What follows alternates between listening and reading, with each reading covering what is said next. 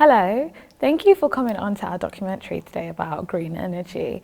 If you could just introduce yourself and what you do.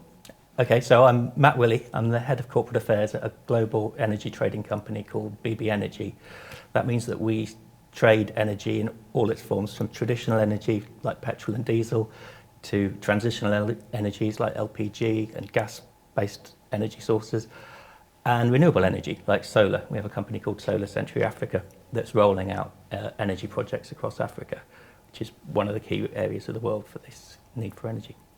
Thank you very much. So I can go into it as you are an expert in the field. My first question starting off will be, from a Western perspective, how do you view and evaluate China's economic development in the past 75 years, especially in the past 20 years? Well, China's been breathtaking. Every year since I was born and a bit before, it's been growing at 9 to 10% every year on average, with one or two exceptions. And it's done that by focusing on investment and on manufacturing for export. There's signs that that's starting to come to an end. That approach needs to be looked at. And I think there's three major megatrends, call them MATS megatrends if you like, behind that. First is the global population booming in other parts of the world. And that's been China's trump card a lot in the past. So in Africa, the population's going to double by 2050. Africa will have the largest workforce in the world by 2040. By 2100, 5 out of the world's biggest cities, 5 out of the top 10 will be in Africa, not in China, where we're used to seeing such megacities. So that's posing challenges to that, what was China's trump card.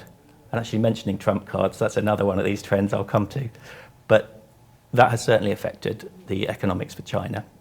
The second is a trend that we saw through COVID. It really was highlighted in COVID, when businesses started to look for shorter, more resilient supply chains. So we're calling it deglobalization. This means a sort of a retraction of countries into their own spheres or even within their own boundaries. You're seeing more and more companies onshoring their manufacturing or looking for regional hubs with maybe several points for their manufacturing bases. That may well include China, but increasingly companies are looking to diversify their risk. And we saw that during COVID, things like medical equipment and other things. The resilience wasn't there with very long, drawn-out supply chains. So there's a school of thought out there that globalization is starting to come to an end. Mm-hmm. And then, of course, the big mega trend that we're here to discuss really is sustainability. So you might call it environmental protection, but I look at it more widely than that. Sustainability is about the ability of a company or a business to sustain itself for the long term. It's not just about the environment, climate change, although those are really, really important. But do you have the workforce you need? Do you have the access to technology that you need?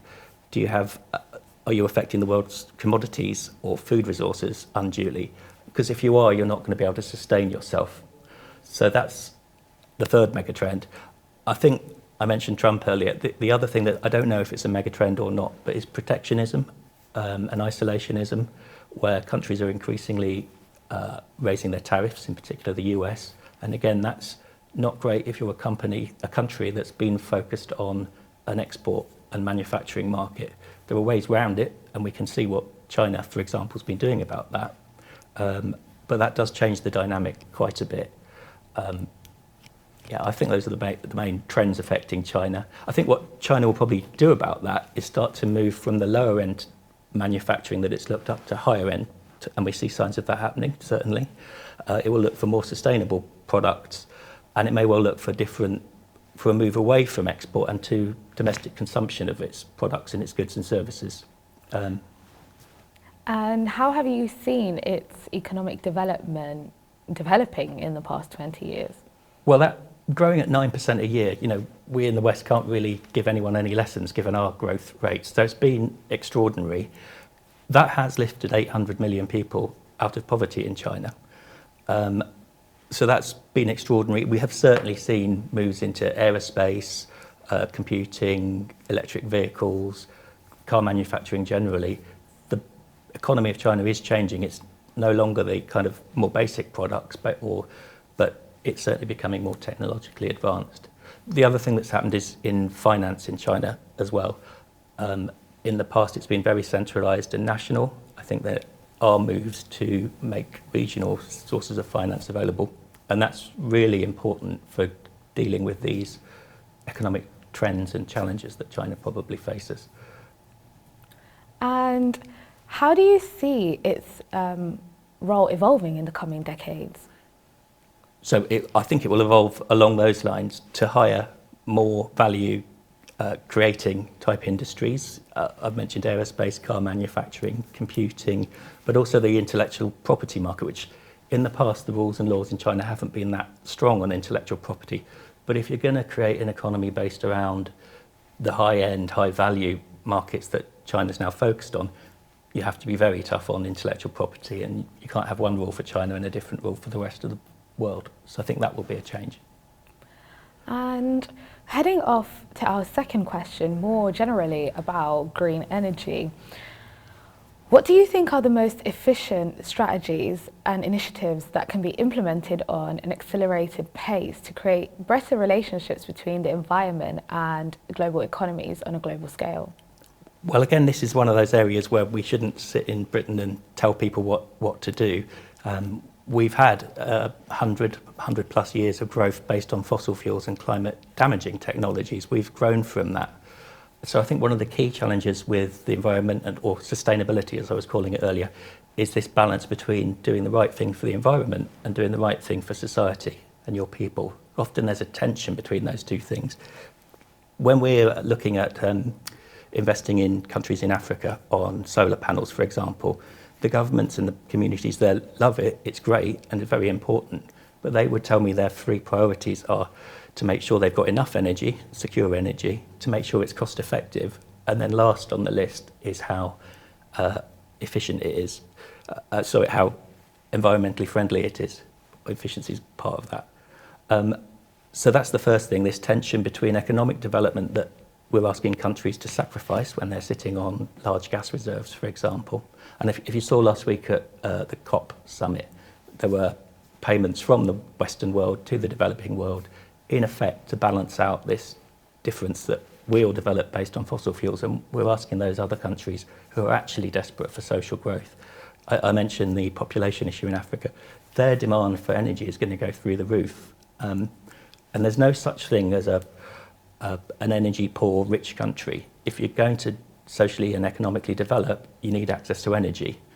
And then, in a good news for energy companies, when countries develop economically, their demand for energy goes up. So the challenge will be making sure it's more environmentally sustainable. And the good news is great there.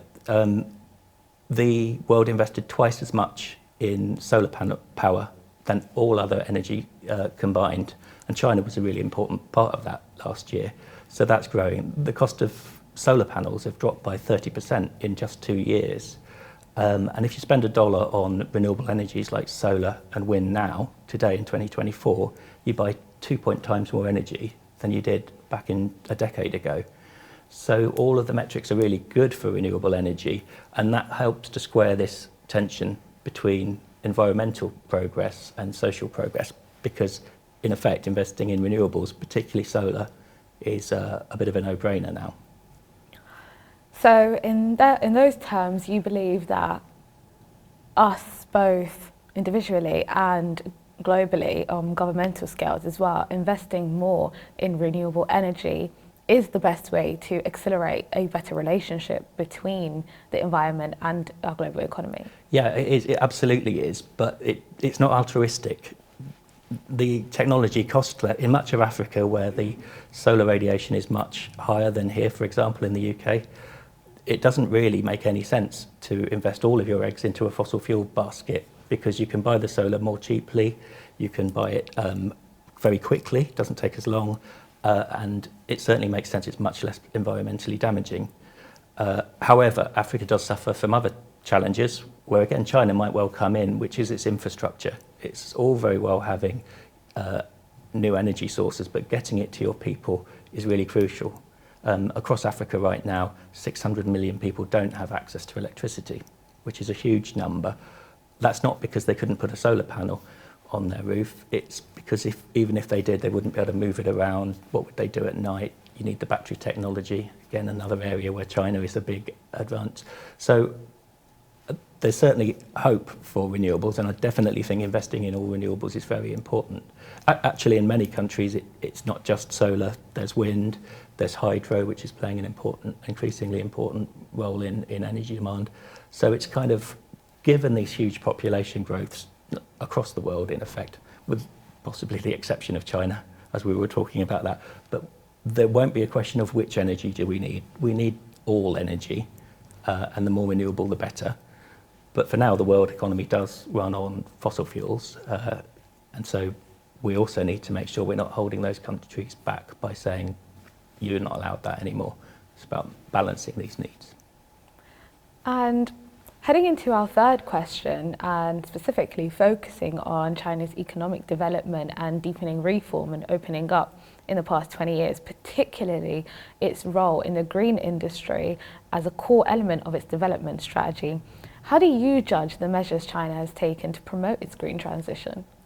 Well, the first thing to say is that there's no solution to the climate challenges we face that doesn't involve China. China is the biggest emitter of carbon in the world. It's about a third of the world's carbon. It surpassed America's emissions back in the mid-2000s. So whatever happens, China's going to play a really important role. But the good news is it is playing a very important role. I think China invested more in solar panels and created more solar panels last year than the rest of the world combined. For example, it has a target of hitting 1.2 gigawatts of electricity, of power production from renewable sources by 2030. It's looking like it's going to hit that capacity level by 2025. And actually, the data that I saw today from Carbon Brief suggests that China's already peaked in terms of its fossil fuel emissions. It actually could go down this year, which it did go down during COVID, but this is the first time that, notwithstanding a massive global pandemic, carbon emissions have gone down. So that corner is being turned. It's being turned for lots of reasons, including the rollout of solar, but also more hydros come online in China in the past year, for example. That needs to be balanced against the fact that there are still coal power stations being built in China. And there's a big difference between the capacity you install and the energy you make. You don't necessarily use that capacity. So there are still questions, but right now the situation looks good for China in terms of renewables. In terms of the future, China's got produces and buys more electric vehicles than any other country in the world already.